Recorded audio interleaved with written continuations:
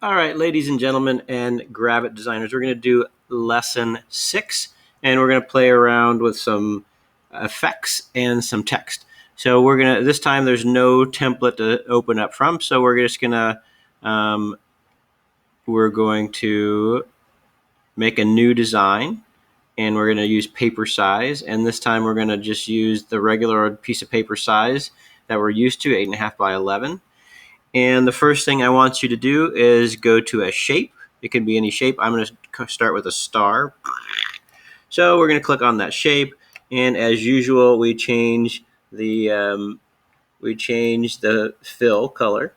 So we'll change it to green, and we're going to change the border or stroke color,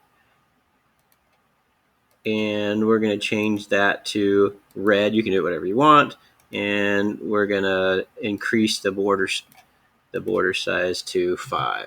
Okay, so that's just to get us started. But now what we're going to do is I want you to play around with some of the effects, see if you can have any luck with any of them. I want you to do at least one more than I've showed you, but I want you to do a drop shadow. Okay, and so if you look at the drop shadow, you have to tell it where you want it. So I'm going to say 10, and I'm going to say 20, and I'm going to say 10. And just play around with those numbers and see what it does. Okay, so you can play around with all these numbers and see what it does. So you have your star with a drop shadow. Okay, so now we're going to mess around with text a little bit.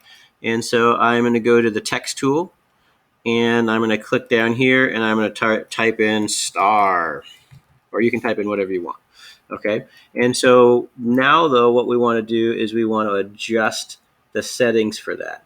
So if we look at this thing, here is the font. So I want you to click on the font that you like better. Okay. Oh, it didn't do it. I have to select it apparently. So I select it, then I click on it. Okay, there you go. You can see. And then let's change the size. So right now, let's change it to a 72. All right, so there you have some text that you've changed the font of, and then you have to change the color. So we're going to click on fill, and we're going to change it to whatever color we think is beautiful. All right, so while we're at it, let's do the border. Let's add a border color to it. And so we're going to do black, and we're going to increase that to 2. Okay, so do those things. And so the next thing we're going to do is we're going to put text on a path. And so we have to draw the path. So you can draw whatever shape you want. So I'm going to go, no, let's try it again. There we go. So I'm going to draw a nice curve like that. It's beautiful. And then to get out of it, I press D and click. All right, so now I'm going to go to my text tool, and I'm going to click right here, and I'm going to type in something really long.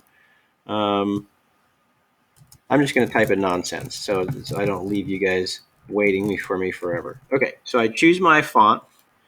I'm going to click on it to select it, and I'm going to change it to whatever font I want. Okay, I'm going to change it to whatever size I want. I'm going to go right there. And then I'm going to go to the pointer tool. I'm going to click on my path. I'm going to hit Shift, and I'm going to click on the text. And then I'm going to go Modify, Path. I missed it. Path, and I missed it again. Path, Attach Text to Path. And so you can see it attaches your text to the path. Okay, so that's it for lesson 6. Don't forget to save it. And also don't forget to copy the URL and put that into Canvas so you get your points.